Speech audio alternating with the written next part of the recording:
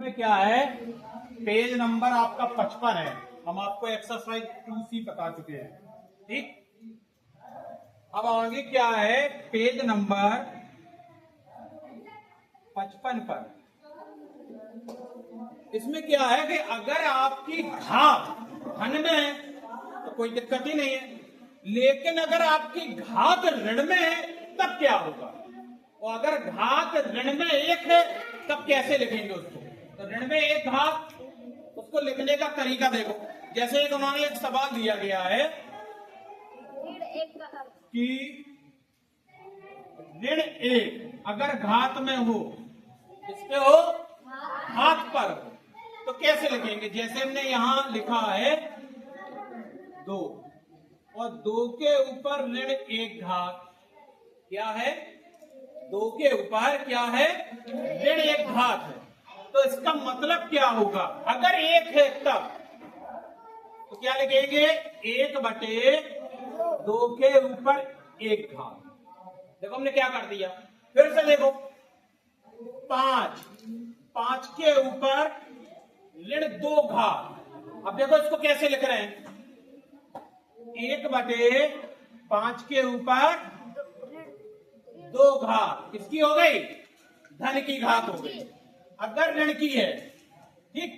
अगर इसको जस्ट उल्टा लिखना हो, अगर पहले से धन में हो, जैसे हमने लिखा 6 के ऊपर 3 घात, इसको इसका उल्टा लिखना है तो कैसे लिखेंगे, 1/6 के ऊपर 3, यही तो लिखेंगे, 6 के ऊपर 3 और वो भी क्या लगा देंगे, ऋण।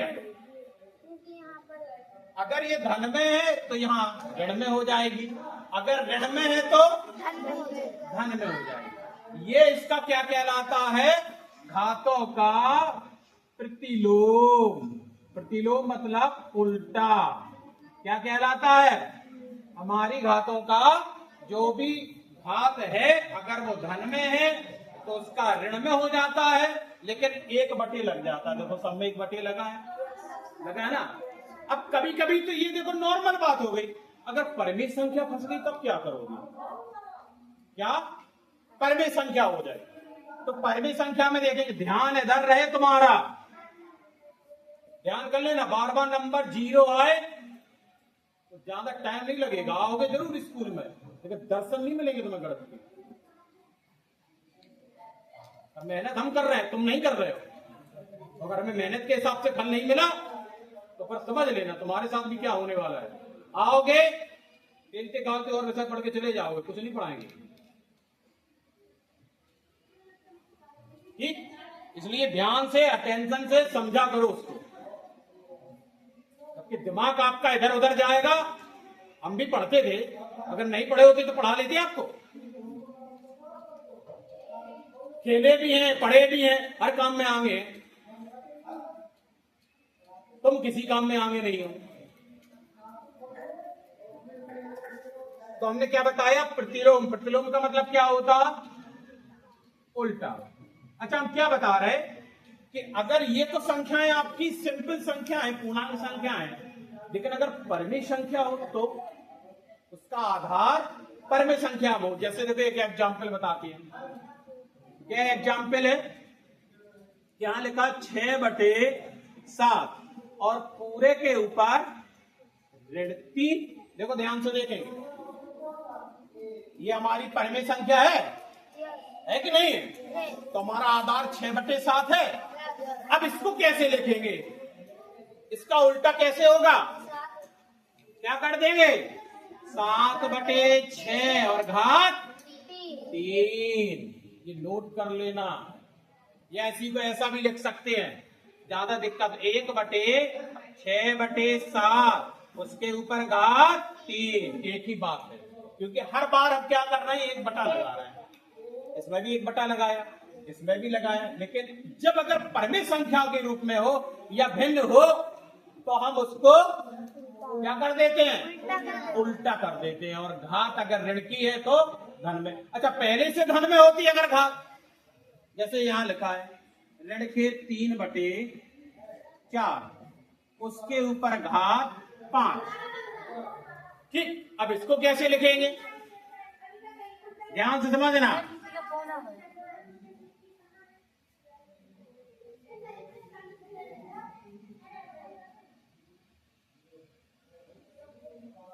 क्या लिखेंगे? तो इसमें क्या लिखेंगे? 4/3, उसके ऊपर घात ऋण 5। देखो क्या किया, आधार से हमने कोई गड़बड़ी नहीं की। अगर उसमें एक बार ऋण है तो एक बार ऋण हमने लगाया, उससे कोई मतलब नहीं। हमें किससे मतलब है? घात से मतलब है, सिर्फ घात से। इसमें घात कितनी थी? तो किसमें आया? इसमें घातें कितनी है? तो इसमें क्या है, अगर हमने क्या बताया, घात आपकी ऋण में है तो उत्तर किस में आना चाहिए? धन में। अगर वो घात परमी संख्या के रूप में है तो हमारी परमी संख्या जैसे हर ऊपर पहुंच जाएगा, अंश नीचे आ जाएगा, जस्ट अपोजिट हो जाएगा। अगर वो ऋण में है घात तो वो धन में हो जाएगी। अगर पहले से धन में है घात तो फिर वो ऋण में हो जाएगी। अगर वो परमी संख्या है, हमें उससे कोई फर्क नहीं पड़ेगा, बस हम ऊपर नीचे कर देंगे उसको। नीचे वाली संख्या ऊपर, ऊपर वाली संख्या नीचे। कहां थी? कोई बात नहीं, ठीक। तो ये घातों का सिस्टम समझ में आया। अब एक दो सवाल और बताने वाले हैं, इसको नोट कर लो पहले।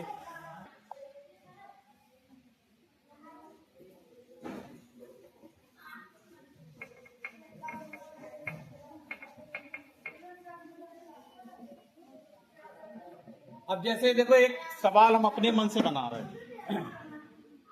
जैसे प्रश्न आ जाए, प्रश्न क्या आ जाए कि 7 का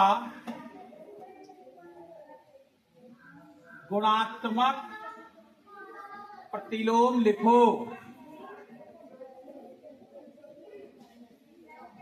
7 का गुणात्मक प्रतिलोम लिखो। ठीक है, क्या लिखना है? ए, तो क्या करना है? 7 का क्या करना है हमको? गुणात्मक। और क्या लिखना है? प्रतिलोम लिखो। अगर इस तरीके का सवाल आ जाए तो हम सॉल्व करेंगे। ठीक है, 7 है। अब ध्यान से देखेंगे, पहले 7 के साथ क्या लगा है? अकेला है? है अकेला? तो क्या हम 7 को ऐसा लिख सकते हैं? लिख सकते हैं। किसी को देखकर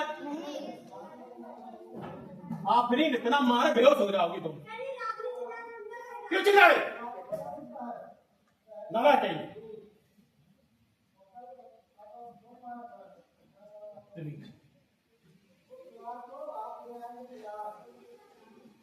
क्या है? तो 7 तुम ऐसा लिख सकते हैं? कोई दिक्कत नहीं। ये भैया जैसे लिख सकते, क्योंकि एक का पहाड़ा अगर हम 7 बार पढ़ेंगे तो उत्तर हमारा 7 बार। ठीक। अब एक शब्द इसमें क्या आया? प्रतिलोम। प्रतिलोम का मतलब उल्टा। उल्टे का मतलब क्या होता? उल्टे का मतलब उल्टा। उल्टा होगा, मतलब में क्या करेंगे? संख्या। बस ये आंसर हो इसका, ये गुणात्मक प्रतिलोम हो गया। अगर यहां चलो यहां लिखा होता 25, तो इसका गुणात्मक प्रतिलोम हम सीधा लिख सकते थे 1/25। किसी को दिक्कत नहीं? इसके नीचे ज्यादा दिक्कत तो खूबसूरत ना लगे तो 1 मान लो। एक शब्द आया इसमें, क्या? गुणा। क्या आया? गुणा। तो इसमें अभी गुणा है, जब योग का बताएंगे तो 60 में उसकी जरूरत अलग पड़ेगी। ठीक है, तो कहीं दिक्कत नहीं होगी, बहुत सिंपल तरीके से। अब देखो आपके सवाल, पेज नंबर 57, उसके पहले आप ये सब करना है। 55 पेज, पेज नंबर 56 का पूरा करना है, और पेज नंबर 57। अच्छा, किसी के ऊपर अगर घात 0 हो तो मैंने बताया है इसका उत्तर क्या होता? जैसे हमने कहा किसी के ऊपर, चलो इसी के मान के ऊपर 0 मानते हैं कि 25 के ऊपर अगर घात 0 है तो उसका उत्तर 1 ही होता है। ठीक है, कोई भी संख्या हो, ऋण में भी हो, जैसे लिखा हमने 3/7 ऋण के, उसके ऊपर घात 0 है तो उसका उत्तर भी 1 ही होगा ना? ठीक। अब ऐसे आपके देखो, प्रयास कीजिए, सवाल दिए गए इसमें। पहला सवाल है 7 का गुणात्मक प्रतिलोम, यही बताया अभी हमने, 1/7। ठीक। फिर इसके बाद 1/5 का किस संख्या का व्युत्क्रम आ जाए, व्युत्क्रम भी एक ही बात है, प्रतिलोम भी बोल दें या उसी को हम व्युत्क्रम बोल दें या हम उल्टा बोल दें या विलोम बोल दें। विलोम शब्द समझते हो? Yes. उल्टा, ये सब उल्टा होता है, उसका मतलब क्या होता है? अपोजिट, इंग्लिश में बोलते हैं ना। तो इसी में क्या हो जाएगा, जैसे 1/5 है तो क्या हो जाएगा? 5/1 5/1 मतलब 1 मतलब 5 है भाई। 5/1 को 7 जैसे 7 लिखा था, 7/1 को 7, Yes. इसको 7 ही तो लिखा था। Yes. तो भैया हम 5/1 को हम 5 भी लिख सकते हैं, लिख सकते कि नहीं लिख सकते? लिख सकते हैं। ठीक, तो 1/5 का व्युत्क्रम 5, 1/5 का व्युत्क्रम 5। ठीक, ऐसी देखो 4/3 किस संख्या का व्युत्क्रम है? 3/4 का, यस उल्टा लिख दो। ठीक, ऐसी संख्या A का गुणात्मक प्रतिलोम क्या होगा? संख्या A है का गुणात्मक प्रतिलोम कोई बताएगा क्या होगा? सवाल पढ़ रहे हो आप? चौथा है, इसमें प्रयास कीजिए, पढ़ो फिर से ध्यान से। संख्या 1 का संख्या 1 का गुणात्मक प्रतिलोम क्या होगा? A = 0 हाँ? A A = 0 क्या होगा? A = 0 का होता है, 0/1 होगा। क्या होगा A का? फिरोज का गुणात्मक प्रतिलोम 1/4 तो A का 1/1 अबे यार, ये 7 को नहीं समझे तुमने? 1/7 बस जाकी जगह भैया लो A लिखने दे रहे हैं, दिमाग ही नहीं है, बिल्कुल सोचते ही नहीं है। क्या होगा? तो 1/1 खजूर लिख दे, 1/1 खजूर। कुत्ता लिख दे, 1/1 कुत्ता। तो तुम्हारा दिमाग खराब लिख दे, 1/1 दिमाग खराब है कि नहीं? शून्य बुद्धि लिख दे, 1/1 शून्य बुद्धि। देखो हम पढ़ा रहे थे, भाई साहब होता देख रहे हैं, देख लो तो फिल्म चल रही तुम्हारी। ठीक, समझ में आया? Yes. ऐसे देखो ये लिखा भी है, देखो उसमें नीचे लिखा, हम जानते हैं कि A के गुणात्मक प्रतिलोम 1/A, यही तो होता है। Yes. ठीक, ऐसी 2 का लिखा सबके बारे में बताया गया है, इसको भी लिखना है आपको। चलो पेज नंबर 58 पे भी लिखना है। पेज नंबर 59 देखो, इसमें आपके जो मैंने अभी तक पढ़ा है इस चैप्टर में सारे सूत्र लिखे हैं, ये सारे सूत्र हैं, ये क्या है? सारे सूत्र हैं ये, है ना? ठीक, अब उदाहरण नंबर 14वां है ना, इसको कर लोगे? ठीक, एक जैसे आधार है, ऋण 5 है ना बेटा? तो क्या होगा भाई? इसको हल करना है, सरल करो, इन दोनों को हल करेंगे। चलो एक बताया जा रहा है, इसमें हल नहीं है, ठीक है? इसको थोड़ा लिखना है, याद रहेगा, इससे भूल ना जाओ, लिख लो। ठीक, यहाँ ये लिखे दे रहे, इससे तुम्हें याद रहेगा, लिख लो जल्दी लिखो, इसके आगे का थोड़ा और बताने वाले हैं। अब देखो आपका एग्जाम्पल नंबर 14 सवाल है, 5 के ऊपर ऋण 4 और ऋण 5 के ऊपर ऋण 3। चलो देखते हैं, ध्यान से देखेंगे, डरेंगे नहीं सवाल से। अगर आप डर गए तो समझो आपको सवाल कभी नहीं आएगा। आप बार बार हम आपको पढ़ा नहीं पाएंगे, क्योंकि बार बार हम आपको पढ़ाते हैं तो सिलेबस नहीं हो पाता है। हमारे पास टारगेट ये है कि दिसंबर तक किताब खत्म करने की कोशिश करेंगे तुम्हारी। उसके लिए चाहे मैं ज्यादा पढ़ाना पड़े या तुम्हें मार के पढ़ाना पड़े, या तो भाग जाओ मैदान छोड़ के, चाहे एक बच्चा रहे, उन्हें पढ़ाना पड़े। ठीक, चलो देखते हैं एग्जाम्पल आपका 14, और उसमें है ऋण 5 के ऊपर ऋण 4, फिर गुणा का निशान लगा है ना। फिर क्या लिखा है? फिर ऋण 5 के ऊपर ऋण 3। चलो इसको क्या करना है? सरल करना है मुझे। क्या करना है बेटा?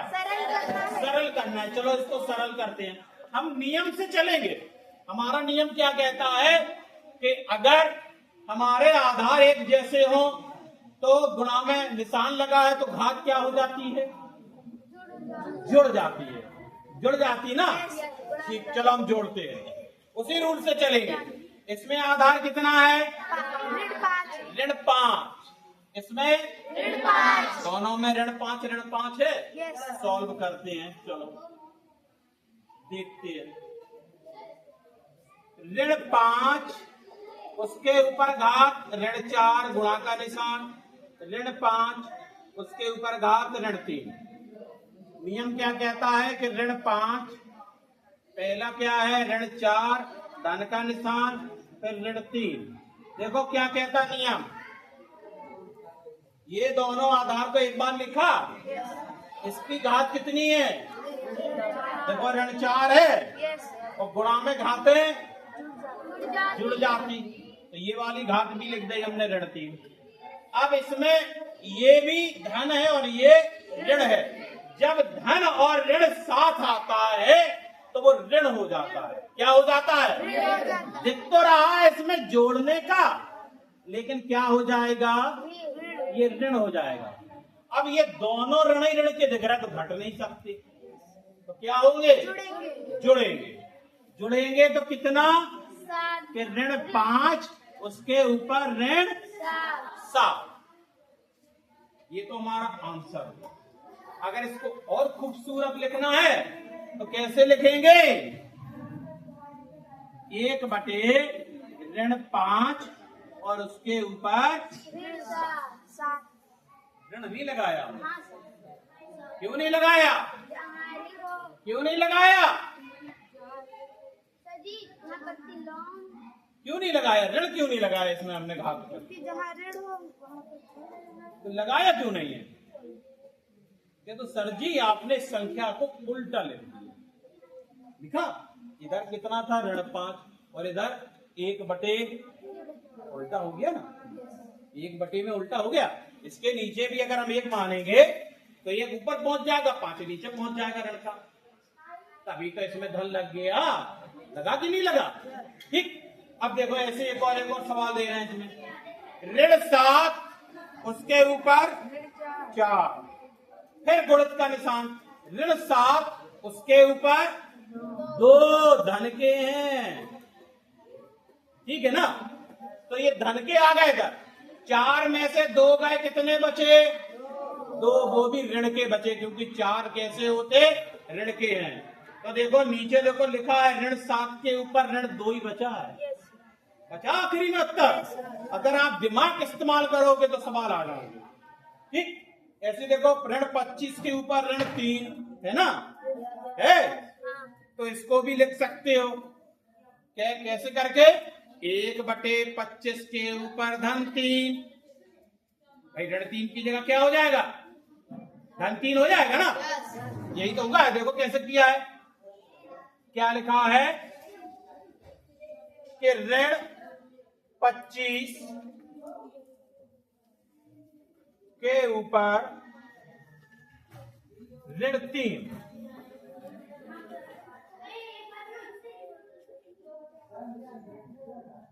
ऋण 3। देखो इसको कैसे करेंगे? तो हम इसको ऐसा लिख सकते हैं, 1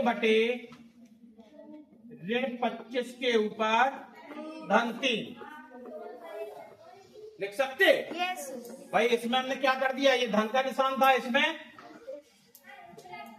धन का, इसमें ऋण का। अब इसको हम ऐसा लिख सकते हैं, ऋण 25 ऋण 25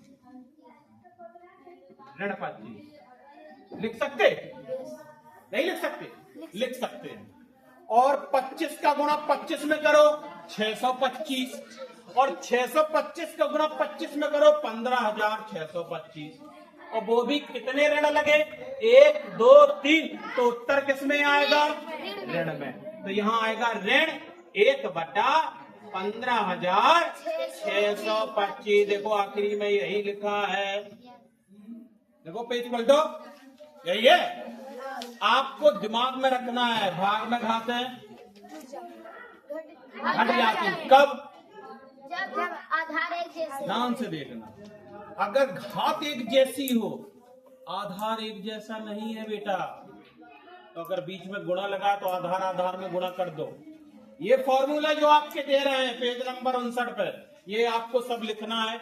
उदाहरण नंबर आपको 16 करना, 17 करना, 18 करना, दोनों विधियों से प्रयास कीजिए करना है। और अभ्यास 2D इनमें से जो आ जाए वो आप करके आएंगे पेज नंबर 62 तक, और जो नहीं आएगा वो हम बताएंगे। ठीक है, तो इसको उतार लो और पेज नंबर 62 तक का 9वां सवाल अभ्यास 2D इसको करके आपको आना है। ठीक है।